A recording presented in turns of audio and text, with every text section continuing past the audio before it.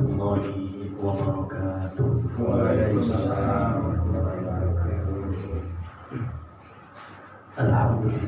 Alhamdulillah ya rabbil alamin. Wa bihi nasta'inuhu ala umuri dunya waddin. Asyhadu an la ilaha illallah wahdahu la syarika lah. Wa asyhadu anna Muhammadan abduhu wa rasuluh.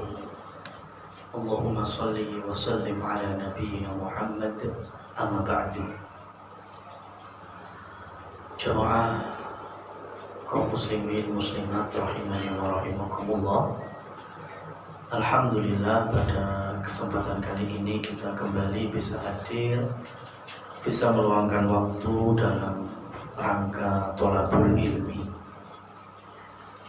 Kita sirami hati dengan ayat-ayat Allah ataupun hadis-hadis Rasul sallallahu alaihi wasallam. Karena ketika Rasul menyampaikan yang disebut dengan agama adalah tali Allah dan sumbernya adalah Al-Quran, kata Rasul sallallahu alaihi wasallam, tarfuha fi yadillah wa tarfuha bi aidikum. Ujung, namanya tali itu kan mesti ada ujung sisih. Ujung sisih itu dipegang oleh Allah,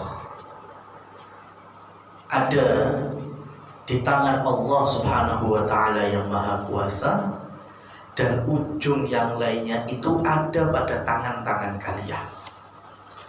Apa ini? Al-Quran, yang mana Allah subhanahu wa ta'ala telah memberikan pernyataannya dalam firman-Nya, inna anzalnahu wa inna lahu lahafidhun.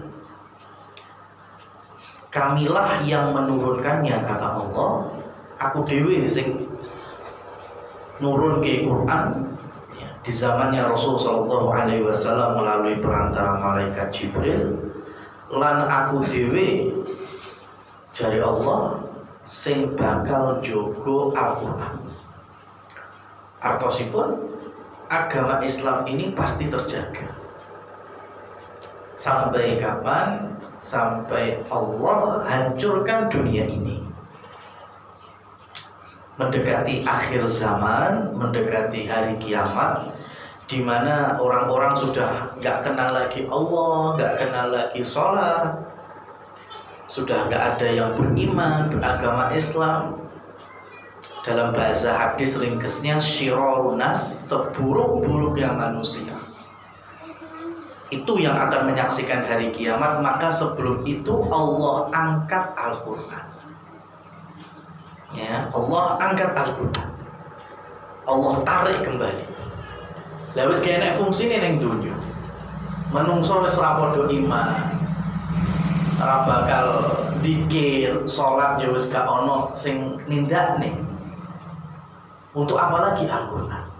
Maka Allah jaga sampai hari ini karena masih ada dari hamba-hambanya yang mau mengkajinya. Patut kita syukuri.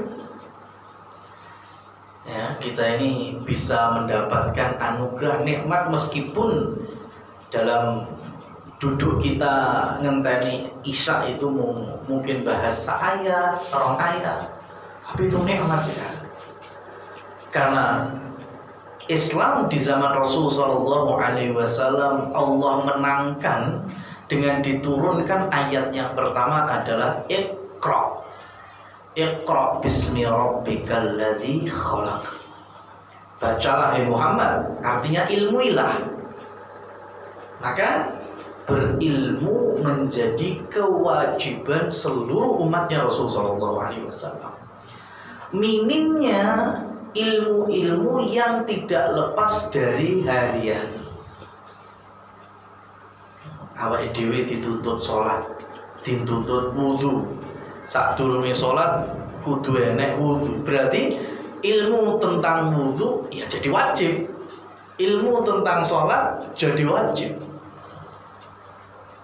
Mbok pilih enten sederek-sederek sing kerjaane kantor, pegawai, menjadi karyawan, berarti secara langsung dia punya kewajiban memahami fikih-fikih atau ilmu agama terkait menjadi karyawan yang baik, karyawan yang amanah.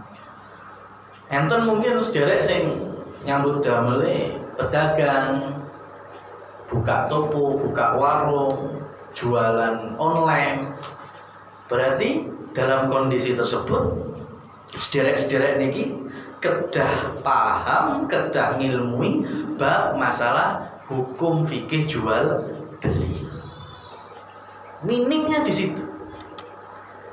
Maka kenapa muslimin hari ini bisa dikatakan enggak sejaya zaman dulu?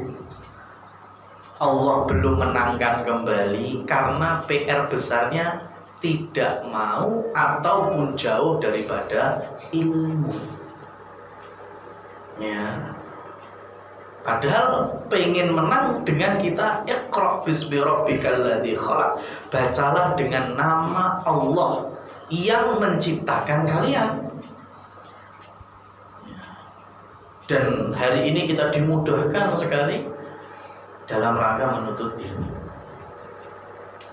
Mungkin ada kajian di masjid, di musola, ada kajian di kantor, ada kajian di pabrik, ada kajian di rumah. Masya Allah. Ini bagian sarana kita dimudahkan oleh Allah dalam berilmu. Nah, ma'asyiral muslimin wal muslimat rahimani wa rahimakumullah tabaraka wa ta'ala. Di antara perkara yang mau gak mau harus kita fahami ya dalam keseharian kita dan pasti kita mengalaminya, itu terkait dengan kebersihan dalam kita ke toilet atau bisa BAK buang air kecil, bisa BAB buang air besar atau yang sejenisnya. Dan ini juga yang menunjukkan kesempurnaan Islam. Salman Al-Farisi, salah seorang sahabat Rasul Shallallahu Alaihi Wasallam, beliau itu berangkat dari tanah Persia. Orang Persia itu rata-rata dulu majusi, menyembah api. Kemudian Salman pindah agama ke agama A, B, C, D, sampai kemudian mengetahui adanya Nabi di Mekah. Ternyata nantinya berjumpa dengan Nabi Muhammad SAW dan kemudian bersyahadat dan mau menjadikan Islam sebagai ajaran agama serta keyakinan. Nah, Salman Al-Farisi kemudian mengatakan, "Ulimna, allamana Rasul sallallahu alaihi wasallam." Kami dulu diajari, Nabi dulu mengajari kepada kita kulla syai'in, semua perkara. Ya, semua perkara. Hatta al-khira'ah, sampai urusan neng buri. Ya, Islam itu sampai ada perkara adab kita itu, ya, yang kita bilang kotor, jijik, reget, itu pun ada adabnya. Dibahas. Artinya Salman tahu dulu pernah jadi orang majusi, pernah jadi orang-orang ya dengan keyakinan agama-agama lain, nggak ada hukum-hukum terkait dengan itu. Ya. Coba sekarang kalau ada orang Yahudi atau orang keyakinan yang lain, agama selain Islam, tokoh-tokohnya, ya, ini semua orang pasti ngalami. Coba tanyakan kepada mereka, umpamane dalam satu keluarga ada seorang suami, istri, anak laki-laki, ya, anak perempuan, ada ayah, ada ibu. Kalau ternyata si suami ini mati, meninggal dunia dan masih punya harta, kira-kira bagaimana pembagian harta untuk istri, harta untuk anak laki perempuannya, untuk orang tuanya, bapak ibunya, gimana menurut syariat agama-agama kalian? Jawabannya pasti nggak ada. Yahudi nggak bisa jawab karena nggak ada punya syariat masalah pembagian harta warisan. Agama-agama yang lain nggak mungkin ada, paling mentok ngikuti undang-undang negara. Sing negara ndi undang-undang negara ini, ya undang-undang wilayahku seperti ini, keputusan hakim negeriku seperti ini, mentok gitu. Nah dalam kitab suci mereka nggak ada pembahasan. Karena pembahasan ilmu waris ini hanya ada dalam Al-Quran. Artinya agama Islam ini sempurna dan paripurna. Contohnya dalam Quran surat An-Nisa ayat 11, 12, 13. Lah itu yang menjadi hukum untuk warisan. Gak sembarangan.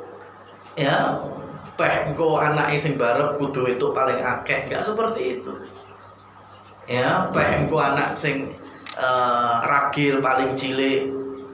Ya, kemudian karena dia yang ngurusi orang tuanya ketika sakit terus kudu entuk sing luwih akeh, enggak seperti ini. Karena Allah Subhanahu wa taala telah memberikan syariat dan keputusannya sebagaimana dalam Al-Qur'an. Nah, termasuk dalam hal masalah kita buang air. Nah, coba sekarang ya, kalau ada tempat-tempat ibadah yang mungkin hari ini di luarnya sudah ada air untuk cuci tangan, cuci kaki. Dari mana inspirasinya itu? Dari kaum muslimin, dari Islam. Karena Islam punya syariat berwudu. Sampai di ranah kesopanan kepada Allah Subhanahu wa taala. Kenapa? Karena Rasul Muhammad SAW dahulu punya cincin. Cincin dari perak, bukan dari emas, bukan dari besi. Ya, karena kalau emas dilarang bagi laki-laki menggunakannya, begitu juga yang dari besi. Yang dibolehkan cincin terbuat dari perak. Nah, Rasul SAW menggunakan cincin itu dengan fungsi sebagai stempel. Karena Rasul juga pemimpin negara. Maka setiap surat-surat yang ditulis ya oleh juru tulis di zaman Rasul SAW itu nanti ujungnya stempelnya dari cincinnya Rasul. Ya, stempel Rasul itu ada tulisan Muhammad Rasulullah. Lah, Muhammad Rasulullah itu tulisannya ning dhuwur ngisor. Jadi Muhammad paling dhuwur, Rasul tengah, Allah paling ngisor. Muhammad Rasulullah lek diwaca bukan kebalik, Muhammad nang ngisor, Rasul nang tengah, terus Allah sing paling dhuwur. Kenapa? Karena di zaman itu belum ada kreasi mulak-malik tulisan, belum ada. Ya, jadi tetap Muhammad sing paling dhuwur karena sing paling awal diwaca to mriku. Muhammad Rasul Allah. Itulah stempel ya dari cincin beliau. Nah, Rasul itu kalau sebelum masuk toilet itu pasti menanggalkan terlebih dahulu cincinnya. Ya, Rasul taruh luar. Di tempat yang beliau biasa buang hajat, beliau tidak pernah menggunakan cincin itu. Kenapa? Karena di cincin Rasul itu ada lafaz Allahnya. Dan jangan sampai kita bermudah-mudahan ngelebokne lafaz Allah di tempat yang kotor, salah satunya toilet. Dan itu terus berlanjut sampai Rasul wafat. Digantos nih kalian Abu Bakar As-Siddiq. Dan Abu Bakar As-Siddiq ketika ada surat-surat negara, stempelnya masih sama dengan cincinnya Rasul. Tasih sami ini. Abu Bakar sedo diganti Umar bin Khattab pemimpinnya sama juga. Umar menggunakan cincin Rasul untuk mencertempel surat-surat resmi negara. Sampai di masa Utsman bin Affan. Utsman bin Affan itu masih gunakan cincin Rasul untuk tanda tangannya, stempelnya. Tapi suatu ketika di pinggir sumur Arish namanya, di Madinah itu ada sumur Arish. Ya, Utsman bin Affan itu ndolani ali-alinya itu tadi, diputer, ya, akhirnya ceblok neng sumur Arish. Ya, kemudian ada sahabat yang nyoba golek ira ketemu sampai akhirnya sudah nggak ada lagi. Artinya dipastikan cincin yang biasa dipakai Rasul Shallallahu Alaihi Wasallam itu hilang, ya, hilang di masa Utsman bin Affan. Nah, kalau hari ini ada museum yang menyatakan punya cincin Rasul Shallallahu Alaihi Wasallam, kalau itu ada wujudnya, itu hanya sebatas duplikat. Tapi kadang arek ngomong duplikat rapena, Pak. Pengennya berarti ora ori. Ya. Jadi koyo isin-isin pakai cuma ditulis cincin Rasulullah. Itu malah ngapusi. Karena cincin Rasul Shallallahu Alaihi Wasallam sudah nggak ada. Hilang ketika di zaman Utsman bin Affan, ketika beliau di pinggir sumur Ares itu. Ceblok wis hilang. Ya, jadi kalau hari ini ada yang menyatakan di museum kami ada cincin Nabi, itu duplikat. Kalau duplikat ya ora apa-apa jenenge duplikat. Supaya kita tahu oh ki lembian cincin Nabi koyo ngene. Nah, itu enggak apa-apa, sebatas pengetahuan. Tapi bukan berarti cincin Nabi mesti itu. Gitu, kaya dene ya pengen ya kunci. Nek serep niku kan kadang bisa digunakan juga loh. Nah ini kan sudah beda. Seperti hanya wong pengen sugih cepet tapi ra gelem usaha. Goleki model-model klenik dan mitos. Ya, pengen sugih kaya Nabi Sulaiman. Nabi Sulaiman duwe akik. Akik Nabi Sulaiman. Padahal akik Nabi Sulaiman niku nggih mung sitok niku. Sing diasta kalian Nabi Sulaiman dumugi sedo. Lah wong sakniki wong bakul akik Sulaiman sak dayak-dayak. Ngono yo payu lho, ilang to. Lah wong akik Nabi Sulaiman ning kursi tok.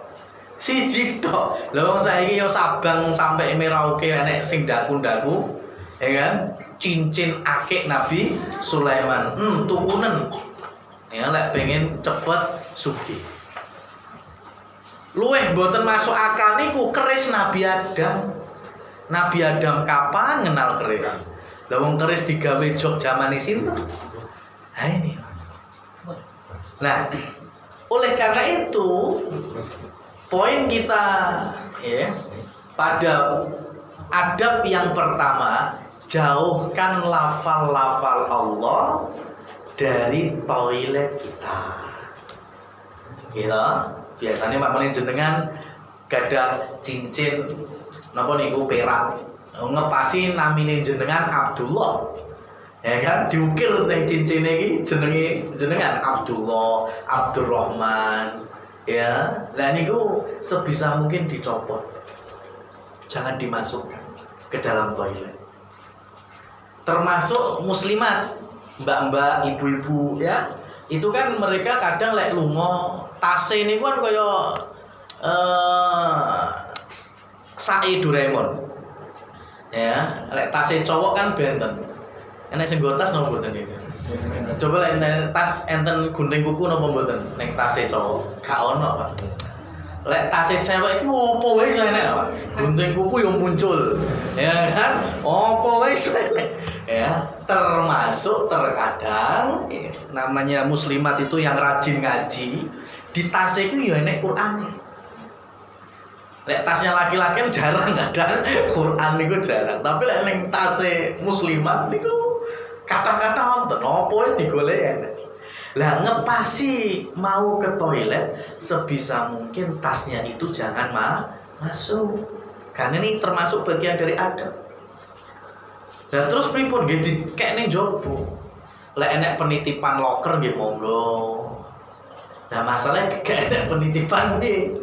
Ya, lek neng jopo mesti hilang. Nah, ini permasalahannya. Kalau memang sudah betul-betul tidak aman, ya, kalau ditaruh di keluar pintu, ya, berpotensi diambil orang lain, lah ini baru namanya udzur. Ya, halangan yang bisa ditolerir sehingga tas itu masuk ke toilet tapi harus dalam kondisi tertutup. Jangan sampai Al-Qur'annya itu kelihatan. Tapi sebelumnya ada usaha dulu tadi. Ojo dilebokne toilet. Termasuk ketika hari-hari ini banyak yang senang menggunakan atribut Islam. Seneng ini maksudnya kalau dalam arti kur seneng-seneng tok. Ngajinya ora tapi sementing kelambine nek tulisan la ilaha illallah umpamane ngono ya pecine barang enek la ilaha illallah ya kemudian jakete enek asyhadu alla ilaha illallah tapi ini tulisan Arab tenang loh berarti otomatis di situ ada lafaz Allah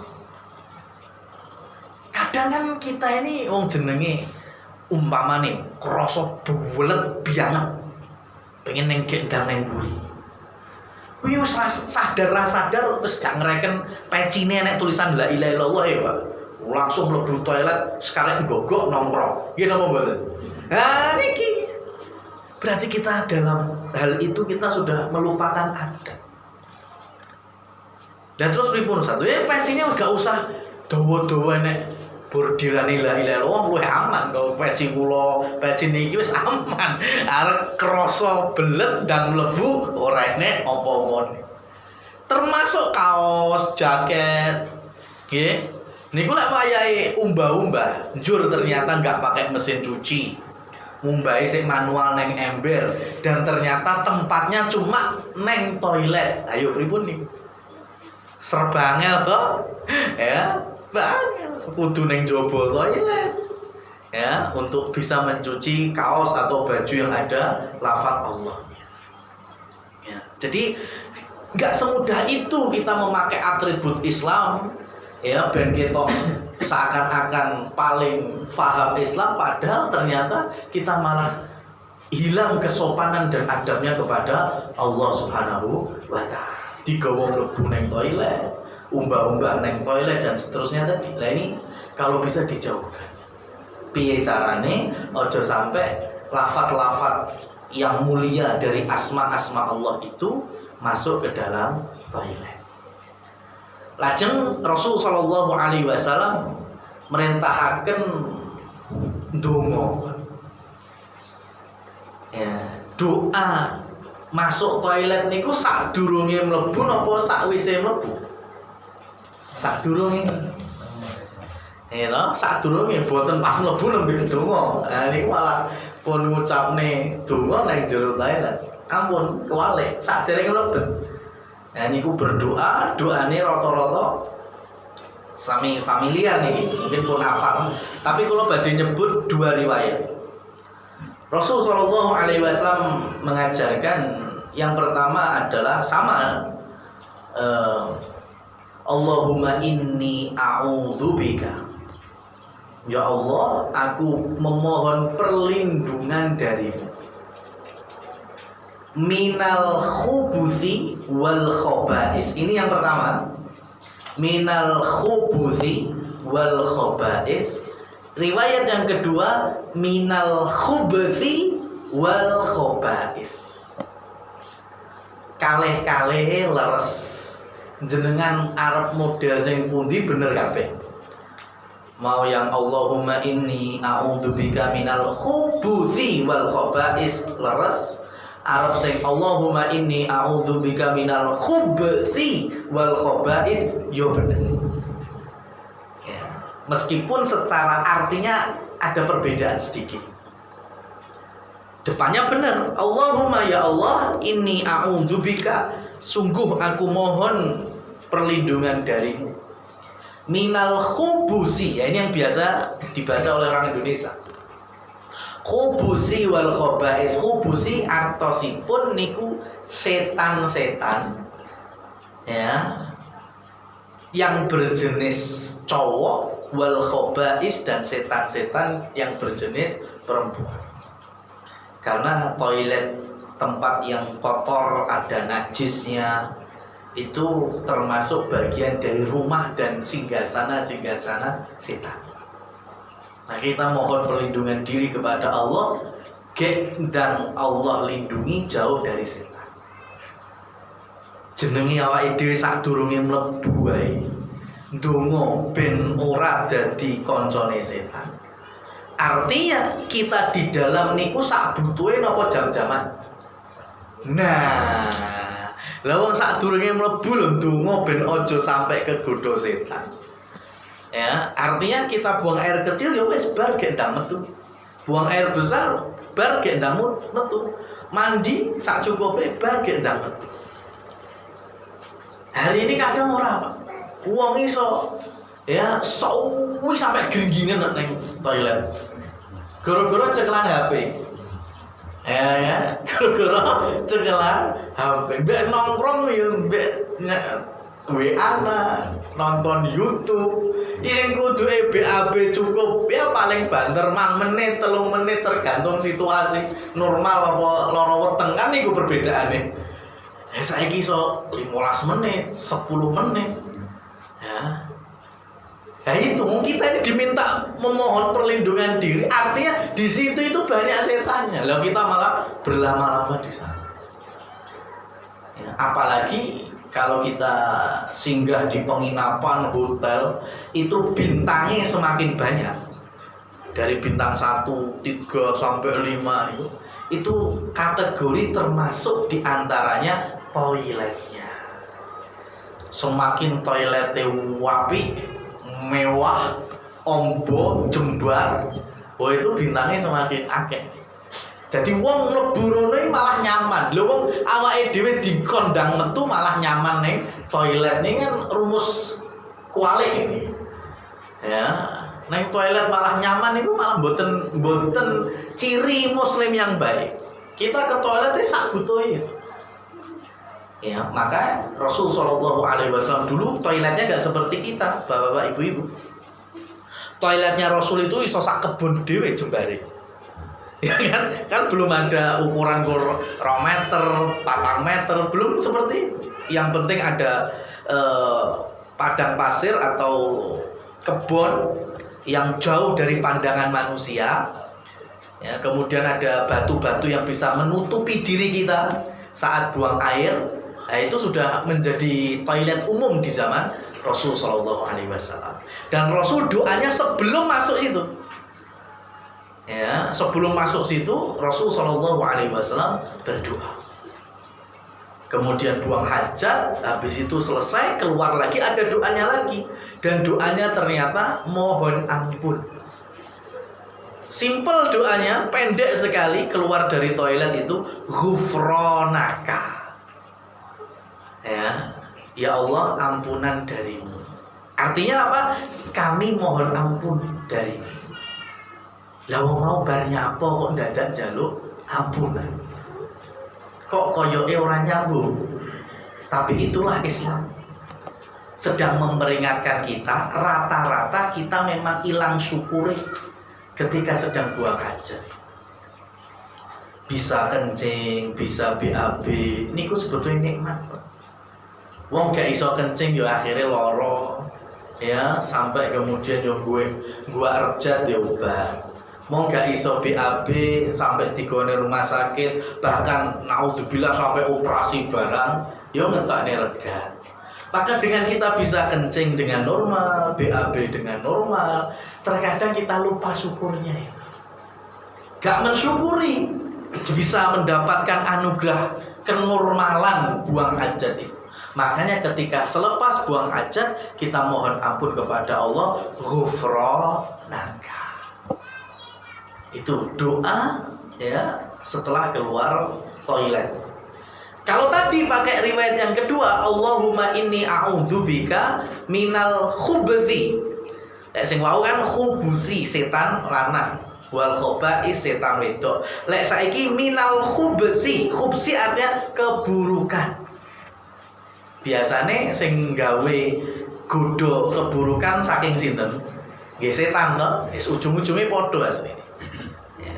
Jadi bebas kita mau pakai minal khubsi boleh, minal khubusi juga boleh. Ma'asyiral muslimin wal muslimat rahimani wa rahimakumullah tabaraka wa ta'ala. Selanjutnya ketika kita berada di toilet ya, itu khususnya bagi laki-laki karena dalilnya ada la yamassananna bi aimanikum. Janganlah kalian bagi laki-laki untuk memegang berarti memegang, biasa kita buang air pipis itu menggunakan tangan kanan. Ini termasuk adabnya. Kalau perlu dipegang maka megangnya pakai tangan kiri. Ini adab. Ya, karena biasanya tangan kiri itulah yang bersentuhan dengan yang najis dan yang kotor-kotor.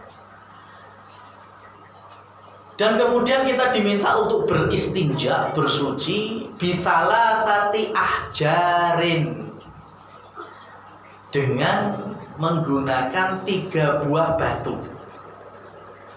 Ya, saya terangkan sesuai hadisnya dengan apa? Batu atau kerikil. Emangnya gak nggo banyu? Nah ini, kalau bicara zat yang paling bisa membersihkan itu nopo? Air. Dan itu dipahami seluruh manusia insyaallah, termasuk di zaman Rasul sallallahu alaihi wasallam. Ananging masalahnya di Mekah saat itu maupun di Madinah, wilayah padang pasir, banyu ki gak mesti ono. Dan manusia setiap hari pasti bersentuhan dengan buang hajat. Maka Rasul sallallahu alaihi wasallam tidak menggunakan lafaz air terlebih dahulu, tapi yang sering ada di situ apa? Batu. Ya. Dan Rasul sallallahu alaihi wasallam melarang keras untuk menggunakan tulang dan kotoran kering. Ya, bayangkan dulu toiletnya kan kadang di gundukan bebatuan padang pasir, neng kono kadang enek balu. Ya nggak boleh kita bersuci pakai balu, nggak boleh. Atau pakai kotoran kering, kletong unta garing. Kenapa kok pakai kletong unta garing? Karena kletong unta lek garing mbek watu padha atose. Betul itu, lek garing padha atase. Dan yang dibolehkan pakai batu. Ojo pakai kletong garing kuwi mau, meskipun padha atose. Ya, diminta pakai batu. Nah, bagaimana dengan air? Oh, kalau air bebas. Ya, makanya sebagian ahli ilmu mereka memberikan keutamaan yang paling sempurna dalam kita bersuci. Ya, setelah buang air itu menggabungkan keduanya. Apa itu? Ya, batu dan air. Itu. Loh Ustaz, bagaimana kalau kondisi kita di Indonesia malah neng toilet renek watu? Ya kan? Enek banyu tapi malah ora enek watu, ya. Nah, dari sini batu ini sebagai contoh. Karena dulu di padang pasir banyak batu, kerikil.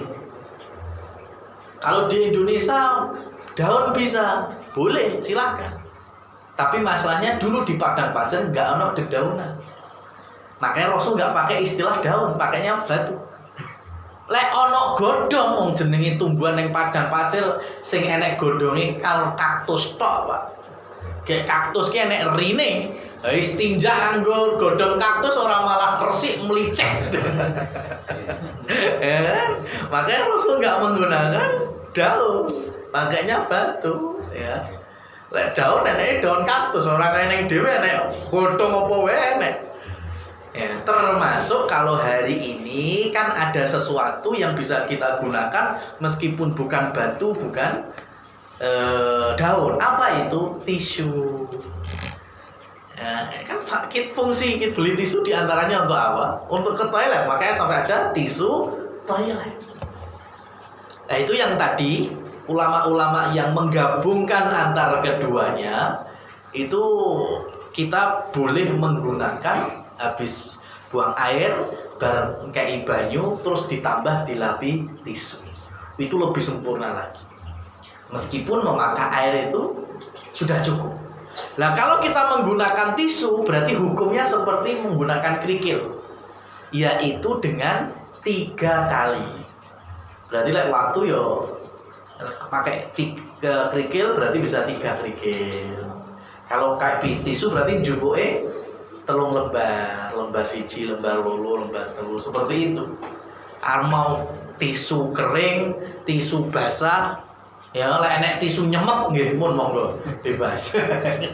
Ya, itu bisa kita gunakan untuk beristinja, yaitu membersihkan ya selagi kita selepas buang hajat.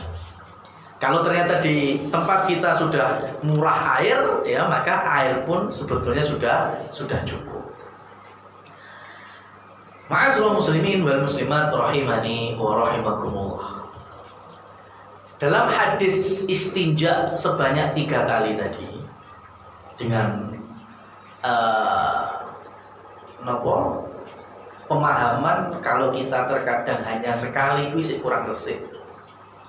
Ping pindho yo mungkin wis luwih resik, tapi lek wong ping 3 insyaallah yakin sudah tambah bersih. Itu pun juga dalam hadisnya digabungkan dengan ya wala yatanaffas fil ina, dan janganlah kalian itu bernapas saat minum. Ya, hadisnya masalah pipis loh Pak, tapi digabung nih lek awakmu kabeh ngombemu ojo napas mbek glegek-glegek itu nggak boleh napas gitu. Kan kadang kalau kita minum enek wong iki sak gendul iki iso tanpa napas loh. Mak glegek gulu menjingnya sampai obah-obah dhewe ngene. Ya, itu bukannya berdosa enggak, tapi tidak dianjurkan. Dianjurkannya itu habis glegek istirahat ambekan. Terus glegek lagi ambekannya ya sampai tuntas dia minum. Bayangkan sampai membahas seperti ini. Ya. Dan ternyata kalau ilmu hari ini secara medisnya, secara sainsnya, wong lek minum sambil bernapas itu malah bisa mengganggu sesuatu yang ada di dalam ginjal. Tapi kalau model kayak Nabi tadi, glegek, lereng, ambekan, glegek, nah itu malah ya dari organ kita yang menerima air itu lebih sanggup dalam menerimanya. Jadi orang ngoyo gitu. Nah itu Rasul gak menyampaikan ilmiahnya seperti ini. Rasul hanya minta ya lek awakmu pipis gunakno kerikil 3 di istinja. Kalau BAB juga bisa. Ya, kalaupun engkau minum lek iso ojo napas pas ngombe. Ini di dalam satu paket. Kemudian ketika kita buang hajat sebisa mungkin jangan hadap kiblat. Karena toilet zaman Rasul nggak pakai tembok. Ya, pokoknya jenenge padang pasir sak jembar-jembare atau tegalan sak ombo-ombone itu. Nah, itu bisa hadap ngalor ngidul wetan kulon. Nah, kalau kita di Indonesia jangan menghadap kiblat atau membelakanginya. Kalau kiblat kita memang ke arah barat, berarti kalau kita buang air ampun ngadep kulon utawi madep ngetan. Itu sangat keras sekali kalau bangunan toiletnya tanpa tembok atau dinding. Ini adab kita terhadap kiblat. Ojo sampai awake dhewe malah pipis ya ngadep kiblat atau membelakanginya, ganti madhep ngetan. Lah berarti madhepnya ngalor ngidul itu. Berbeda dengan kalau toiletnya sudah ada dindingnya. Nah, hukum ini berarti tercabut. Ya, hadap kiblat atau membelakanginya pada asalnya nggak boleh, tapi karena sudah ada tembok dinding pembatas, maka sudah jauh mending berarti kan. Tetapi kalau boleh saran, tetap kalau bisa, kalau menggunakan kloset untuk buang air besarnya itu, lek iso klosete ojo diadepne kulon ngetan, tapi diadepne ngalor ngidul. Supaya kita tetap punya adab dan kesopanan, tidak menghadap ke arah kiblat atau membelakanginya. Nah, ma'asyiral muslimin wal muslimat rahimani wa rahimakumullah tabaraka wa ta'ala. Di dalam madhab fikih para imam-imam itu, khususnya laki-laki, kalau perempuan memang rata-rata buang hajat dalam kondisi duduk atau jongkok. Maka kalau laki-laki bagaimana? Ya, khususnya buang air kecil. Kalau madhabnya Imam Abu Hanifah, arek ngadeg, arek gogok sama. Ya, nggak masalah semuanya. Kalau dalam madhabnya Imam Syafi'i dan Imam Ahmad, jongkok jauh lebih sesuai ajaran Rasul dibandingkan ngadeg. Meskipun tidak ada larangan, karena Rasul pun pernah suatu ketika kencing ya atau buang air kecil dalam kondisi berdiri. Pernah. Ya, pernah berarti kan orang mendino, gak mesti terus-terusan. Kalau nate. Tapi kalau dalam madhab Imam Malik semuanya diperinci, bapak-bapak, ibu-ibu yang dirahmati Allah. Ini pinternya Imam Malik. Karena zaman itu, zaman Nabi sampai zamannya Imam Malik itu, kondisi tempat buang air, ikan lek neng padang pasir itu kan berarti kan empuk. Terkadang enek sing modele kaya tegalan, kebon, itu kadang lemah atos. Berarti kan toiletnya di saat itu enek sing modele empuk, enek sing modele atos. Sekitarnya ya, daerah sekitar kita buang air itu bisa jadi banyak najisnya, bisa jadi resik ya, nggak kakean najis. Maka dilihat dari ini Imam Malik membagi-baginya, dibagi-bagi sama Imam Malik. Kalau ternyata tempat buang airnya itu empuk, tapi sekitarnya najis, maka lebih baik berdiri. Kenapa? Karena kalau kencing, ngisore empuk, cepat ngeresep tanpa nyiprat. Tapi kalau kita jongkok, pakaian kita berpotensi kena najis. Kalau tempat kencingnya itu atau tempat buang airnya itu atos, tapi sekitarnya terjaga dari najis, aman, maka lebih baik jongkok. Kenapa? Karena lek jongkok cipratannya ora sebanter lek ngadeg. Ya, dan pakaian kita aman karena sekitarnya tidak najis.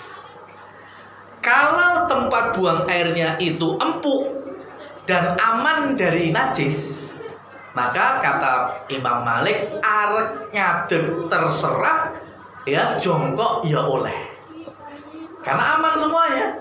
Ya, arek ngadeg ya kena, arek jongkok ya bisa.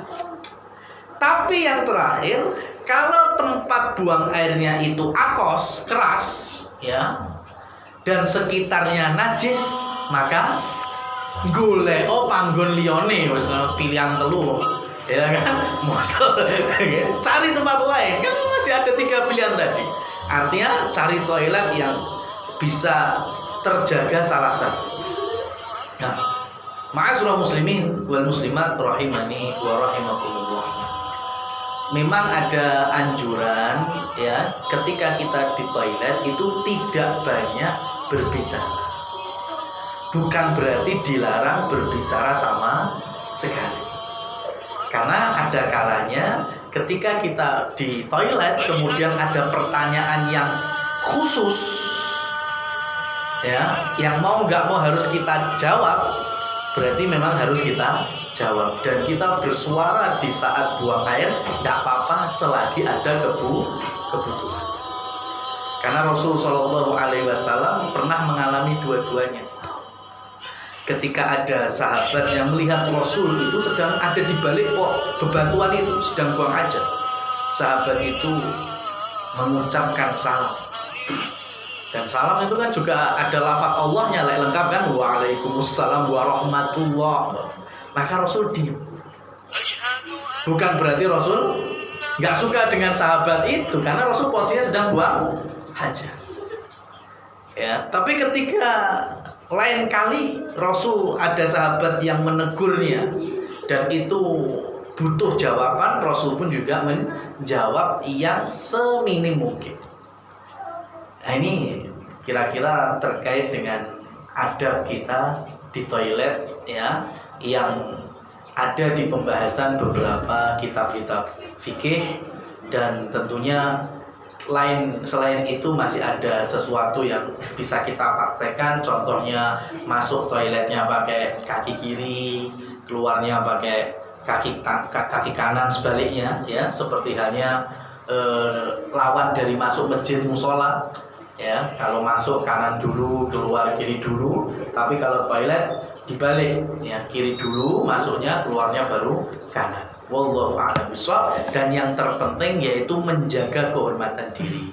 Jangan sampai kita itu memang toilet itu dicari jauh dari manusia supaya kita terhindar dari pandangan saat membuka aurat. Maka jangan sampai kemudian kita bermudah-mudahan membuka aurat di depan orang lain. Wallahu a'lam bishawab. Aqulu qouli hadza fa subhanakallahumma wa bihamdika asyhadu an la ilaha illa anta astaghfiruka wa atubu ilaik. Wassalamualaikum warahmatullahi wabarakatuh. Waalaikumsalam.